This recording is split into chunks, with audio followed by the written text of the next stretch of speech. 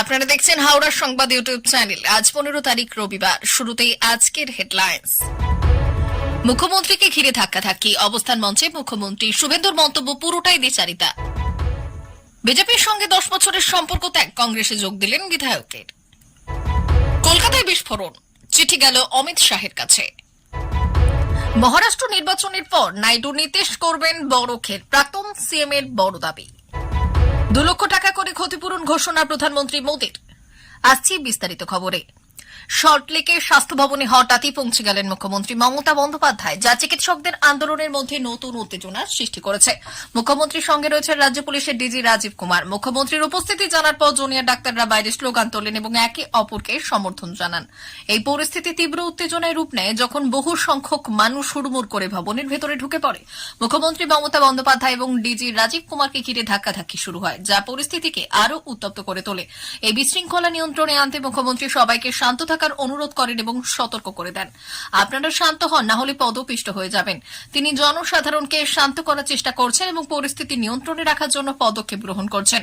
মুখ্যমন্ত্রী মমতার এই পদক্ষেপ এবং তার প্রতি জনসাধারণের প্রতিক্রিয়া আন্দোলনের চলমান পরিস্থিতি এবং ভবিষ্যতের জন্য সম্ভাব্য পদক্ষেপের বিষয়ে নতুন প্রশ্ন তুলে দিয়েছে। শনিবার দুপুরে আচমকা স্বাস্থ্য ভবনে ডাক্তারদের অবস্থান মঞ্চে পৌঁছে যান মুখ্যমন্ত্রী মমতা বন্দ্যোপাধ্যায়। রাজ্যের বিরোধী দলনেতা শুভেন্দু অধিকারী মনে করছেন এটা পুরোটাই দ্বিচারিতা। মমতা বন্দ্যোপাধ্যায় ডাক্তারদের বিক্ষোভ মঞ্চে দাঁড়িয়ে মন্তব্য করেছেন, তারা যেভাবে রাতের পর রাত ঘুমোতে পারছেন না, মুখ্যমন্ত্রী হিসেবে তিনিও পারছেন না। শুভেন্দু অধিকারী স্পষ্ট অভিযোগ, জুনিয়র ডাক্তারদের সঙ্গে বৈঠক করতে চাওয়ায় শুধু নাটক করছেন Mamata Bandyopadhyay. We want justice slogan উঠলেই বিষয়টি সিবিআইয়ের দিকে ঘোরাতে চাইছেন। নিরাপত্তা সুনিশ্চিত নয় এমন জেনেও তিনি অবস্থান মঞ্চে এসেছেন বলে দাবি করেছেন, অথচ তার পাশেই দাঁড়িয়ে রয়েছেন রাজ্য পুলিশের ডিজি। আর কত নিরাপত্তা চান মুখ্যমন্ত্রী, প্রশ্ন তুলেছেন বিজেপি বিধায়ক। জুনিয়র ডাক্তারদের ধর্ণা মঞ্চে এসে নিজের সেই 26 দিনের ধর্ণার কথা উল্লেখ করেছেন মমতা বন্দ্যোপাধ্যায়। বলেছেন তার অবস্থান বিক্ষোভের সময় কেউ দেখা করতে আসেননি এভাবে। এই বিষয়ে মমতাকে খোঁচা দিয়েছেন শুভেন্দু অধিকারী। শুভেন্দুবাবু বলেছেন, মুখ্যমন্ত্রী আপনার 26 দিনের ধর্ণা কতটা আসল ছিল তা সকলেই জেনে গেছে। আপনি সত্যিই যদি নিজের ভাবমূর্তি বদলাতে চান তাহলে এখনই পদত্যাগ করুন। মুখ্যমন্ত্রী হিসেবে না করলেও অন্তত স্বাস্থ্যমন্ত্রী এবং স্বরাষ্ট্রমন্ত্রী হিসেবে তাকে পদত্যাগের পরামর্শ দিয়েছেন শুভেন্দুবাবু। লোকসভা ভোট মিটতে না মিটতেই ফের একবার বিজেপিতে বড় ভাঙন লক্ষ্য করা যায়। বিজেপি ছেড়ে আজ শনিবার কংগ্রেস যোগ দিলেন অনেকে। আজ দিল্লিতে এই দলবদলের অনুষ্ঠান হয়। প্রাক্তন বিজেপি বিধায়ক সুখবিন্দর সিং মান্ডি এবং আরও বেশ কয়েকজন কংগ্রেস পার্টিকে যোগ দেন। জানা গিয়েছে, এদিন হরিয়ানা বিরোধী দলনেতা এবং প্রবীণ কংগ্রেস নেতা ভূপেন্দর সিং হুডার উপস্থিতিতে প্রাক্তন বিজেপি বিধায়ক সুখবিন্দর সিং মান্ডি এবং আরও বেশ কয়েকজন কংগ্রেস পার্টিতে যোগদান করেন। হরিয়ানা বিধানসভা ভোটকে পাখির চোখ করে বিজেপি থেকে শুরু করে কংগ্রেস প্রার্থী তালিকা প্রকাশ করেছে, কিন্তু বিজেপির তরফে যে কটি তালিকা প্রকাশ করা হয়েছে তারপর থেকে দলবদলের মাত্রা যেন বেড়ে গিয়েছে। বেশিরভাগ নির্বাচনী টিকিট না পেয়ে দলের বিরুদ্ধে ক্ষোভ প্রকাশ করছেন এবং অন্যান্য দলে যোগ দিচ্ছেন। আজও সেটির ব্যতিক্রম ঘটল না। মূলত হরিয়ানায় ফের বড় ধাক্কা খেয়েছে বিজেপি।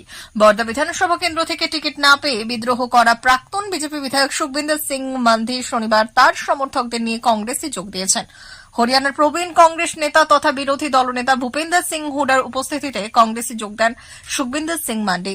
সুখবিন্দর সিং মান্ডি 2014 এবং 2019 সালে বর্দা আসন থেকে বিধানসভা নির্বাচনে প্রতিদ্বন্দ্বিতা করেছিলেন। একবার বিধায়ক নির্বাচিত হলেও অন্য একটি নির্বাচনে হেরে যান।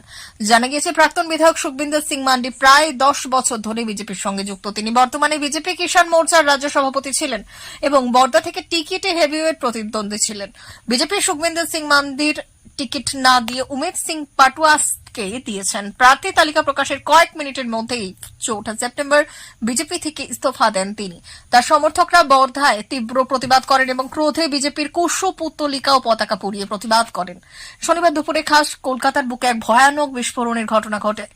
তীব্র বিস্ফোরণে কেঁপে ওঠে NS ব্যানার্জি রোড চত্বর। এদিকে এই ঘটনায় এবার চিঠি গেল কেন্দ্রীয় স্বরাষ্ট্রমন্ত্রী অমিত শাহের কাছে। ঘটনায় উঠল এনআইএ তদন্তের দাবি। জানা গিয়েছে, কলকাতায় বিস্ফোরণের ঘটনায় এনআইএ তদন্ত চেয়ে স্বরাষ্ট্রমন্ত্রী অমিত শাহকে চিঠি লিখেছেন কেন্দ্রীয় মন্ত্রী তথা বিজেপির সাংসদ ডক্টর সুকান্ত মজুমদার। শনিবার কলকাতা পুলিশের তরফে জানানো হয়েছে, বেলা 1:45 নাগাদ খবর আসে শনিবার কলকাতা পুলিশের তরফে জানানো হয়েছে বেলা 1:45 নাগাদ খবর আসে ব্লচম্যান স্ট্রিট এবং SN ব্যানার্জি রোডে বিস্ফোরণের ঘটনা ঘটেছে। এই ঘটনায় একজন ময়লা সংগ্রহকারী আহত হয়েছেন। এদিকে খবর পেয়ে ঘটনাস্থলে হাজির হন তালতলার ওসি। তিনি জানতে পারেন আহত ব্যক্তিকে NRS নিয়ে যাওয়া হয়েছে এবং তার ডান হাতের কবজিতে চোট লেগেছে। কলকাতা পুলিশের তরফে জানানো হয়েছে ইতিমধ্যে সমগ্র এলাকাটি সিকিউরিটি টেপ দিয়ে ঘিরে রাখা হয়েছে। এরপর বোম ডিটেকশন অ্যান্ড ডিসপোজাল স্কোয়াডের দলকে ডাকা হয়। সেই অনুযায়ী BDDS এর কর্মীরা পৌঁছে ব্যাগ ও আশেপাশের এলাকা পরীক্ষা করেন। আপাতত ওই এলাকায় যান চলাচল স্বাভাবিক রয়েছে। ইতিমধ্যে ঘটনাস্থলে হাজির হয়েছে তদন্তকারী দল। ফরেন্সিক তদন্তও করা হবে বলে খবর। মহারাষ্ট্র বিধানসভা নির্বাচনের জন্য মহাবিকাশ আঘাড়ি দল এবং মহায়ুতি জোট সর্বাত্মক চেষ্টা চালিয়ে যাচ্ছেন। এই বছরের শেষে মহারাষ্ট্রে নির্বাচন হতে চলেছে। সমস্ত রাজনৈতিক দলগুলি তাদের নেতাদের নিয়ে রাজ্যে নির্বাচনী প্রচার চালাচ্ছে। এমন সময় কংগ্রেসের সিনিয়র নেতা পৃথ্বীরাজ চৌহান বলেছেন হরিয়ানা এবং মহারাষ্ট্রে বিধানসভা নির্বাচনের পর ক্ষমতার পরিবর্তন হবে এবং এর প্রভাব কেন্দ্রীয় বিজেপি নেতৃত্বাধীন জোট সরকারের স্থিরতার ওপরও পড়বে। কেন্দ্রীয় সরকার মূল্যস্ফীতি, বেকারত্ব, কৃষক সংকট, দুর্নীতি নিয়ে কোনো মনোযোগ দেয়নি। চৌহান বলেছেন কংগ্রেস, উদ্ধব ঠাকরে নেতৃত্বাধীন শিবসেনা এবং শরদ পাওয়ারের নেতৃত্বাধীন জাতীয় কংগ্রেস পার্টি এবং এর MVA জোট দুর্নীতি নির্মূল করার মনোনিবেশ করবে। আর্থিক সহায়তা মহিলাদের অধিকার, পৃথ্বীরাজ চৌহান। রাজ্য কংগ্রেসের ঘোষণাপত্র কমিটির প্রধান চৌহান বললেন দল একটি গ্যারান্টি কার্ড আনার পরিকল্পনা করছে। তিনি বললেন আর্থিক সহায়তা মহিলাদের অধিকার। তিনি বললেন এটি ফ্রি বিতরণ নয়, এটি পরিবারের যত্ন ও পরবর্তী প্রজন্মের পোষণ করার জন্য মহিলাদের দ্বারা করা অবেতন কাজ। উল্লেখযোগ্য যে ক্ষমতাসীন মহাজোটী দাবি করছে যে তার লড়কি বাহিন প্রকল্প, যার মাধ্যমে মহিলাদের প্রতি মাসে 1,500 টাকা প্রদান করা হয়, আসন্ন নির্বাচনে বড় ভূমিকা রাখবে। শিন্ডের সরকার দায়বদ্ধতা থেকে মুক্ত থাকতে পারবে না। কংগ্রেস একনাথ শিন্ডের নেতৃত্বাধীন মহারাষ্ট্র সরকার সকল ক্ষেত্রে ব্যর্থ হয়েছে এবং তাই তার কাছে লড়কি বাহিন প্রকল্প ছাড়া দেওয়ার মতো কিছুই নেই। তিনি বলেন সরকার পরবর্তীত মামলাগুলি যেখানে স্কুলে 2 কিডসের যৌন নিগ্রহের অভিযোগ করা হয়েছিল বা শিবাজি মহারাজের মূর্তির ক্ষেত্রে দুর্নীতি, কৃষকদের আত্মহত্যা এবং বেকার শিক্ষিত যুবকদের সমস্যাগুলির ক্ষেত্রে দায়বদ্ধতা থেকে মুক্ত থাকতে পারবে না।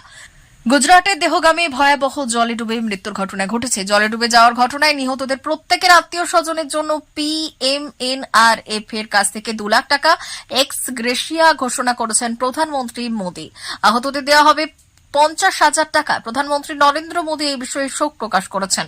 প্রিয় দর্শক, আমাদের চ্যানেলের নিয়মিত ভিডিও পেতে চ্যানেলটি সাবস্ক্রাইব করুন। ধন্যবাদ।